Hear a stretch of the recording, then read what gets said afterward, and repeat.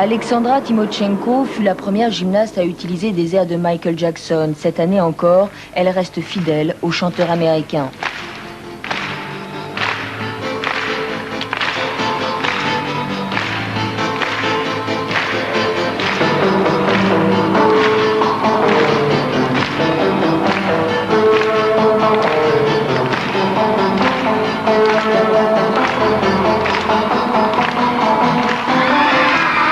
La veille, la gymnaste n'avait obtenu que 9,70 à cet engin, pénalisé pour son manque de prise de risque.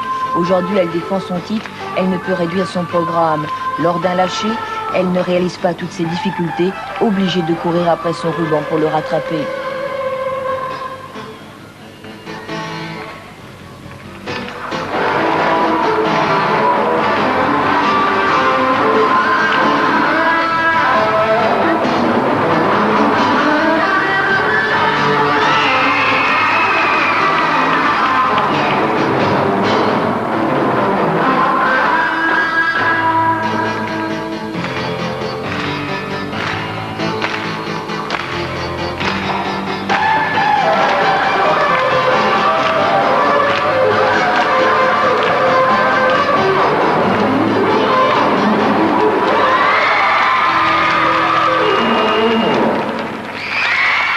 Un programme artistiquement parfait, mais la faute est réelle, on va la revoir au ralenti. Lancé, un pivot, le deuxième est remplacé par 3 pas pour récupérer le ruban. Pour cet exercice, Timochenko obtiendra un 9,85, une note qui laisse de la marge à ses adversaires directs. L'entraîneur le sait et dès lors, elle ne perd pas de temps pour s'occuper de sa deuxième élève, Skaldina.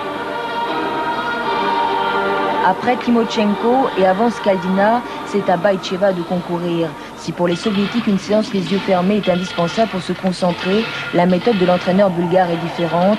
Ici, par quelques étapes amicales, on tente de motiver et de secouer son élève.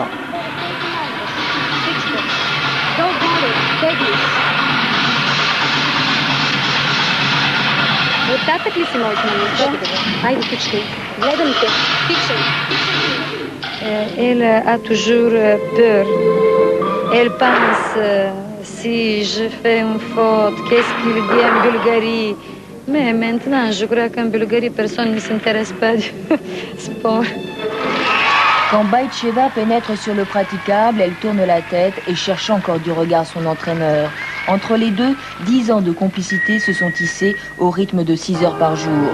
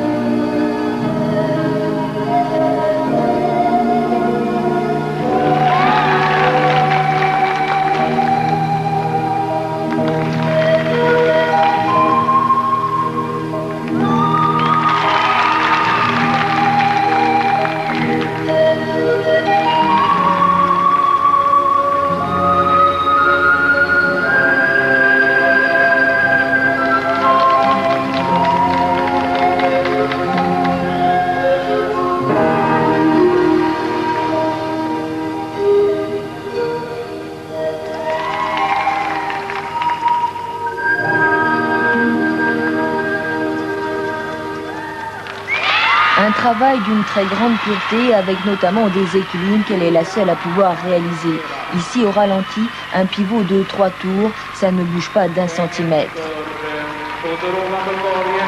Pour cet exercice, Baïtcheva obtiendra un 9,90, 5 centièmes de mieux que Timochenko. Quand les deux gymnastes se croisent dans la salle d'échauffement, elles sont à égalité parfaite. La question est maintenant de savoir si c'est pour le titre ou pour la deuxième place. Derrière Skaldina, tout le clan soviétique s'est réuni. Elle seule peut remporter, sans le partager avec une Bulgare, le titre européen.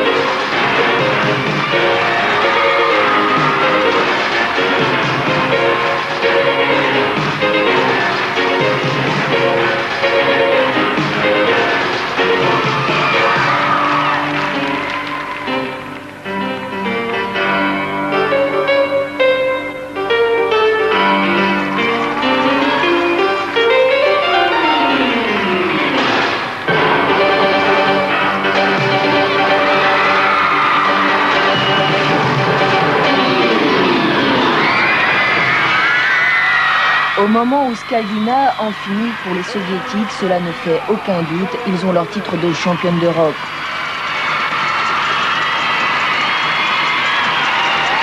Pour ce faire, Oksana doit encore recevoir un 10 à 9,95. Elle partage la première place avec Timochenko et Baïcheva à 9,90. Elle n'est que troisième.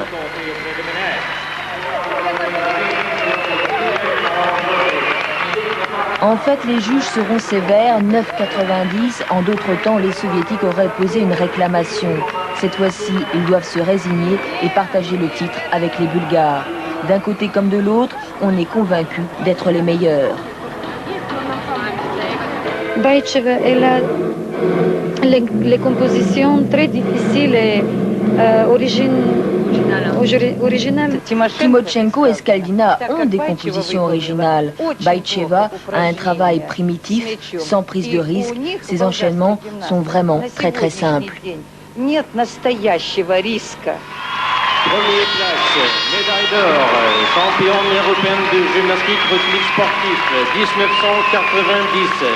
Alexandra Timochenko, l'Union soviétique, et Julia Pachela. La gymnastique rythmique sportive, c'est aussi une compétition en groupe. 6 jeunes filles sur le praticable, une épreuve dans laquelle l'équipe de France s'est toujours parfaitement comportée. La discipline exige un synchronisme parfait, un synchronisme que l'on retrouve aussi à l'échauffement.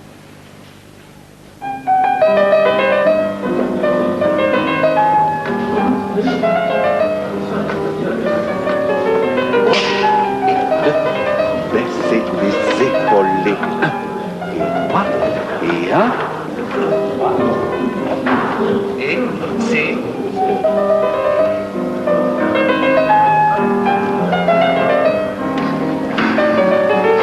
Tête, quand tu poses. Et un. Deux. Allez, la tête. Allongez. Depuis toujours installé à Strasbourg, René Lelin se préoccupe du travail par équipe. Un travail caractérisé par les grands échanges à deux. Ceux-là, pour être réussis, doivent être répétés au minimum 200 fois par jour.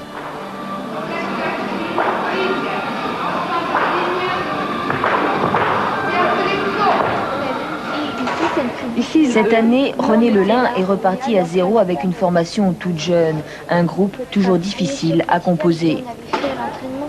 Oui. Ce serait pas bon que ce soit des individuels. Le travail nécessite quand même une cohésion entre elles et une entente et une complicité. Et il faut un esprit spécial quand même pour faire les exercices de groupe. C'est-à-dire il faut être à l'attention de l'autre, à l'écoute de l'autre, faire attention si on travaille ensemble, si on est aligné, si on a bien lancé, on est responsable de son lancer, on est responsable du rattrapé que l'autre envoie. Donc à aucun moment, en fait, il y a du travail individuel.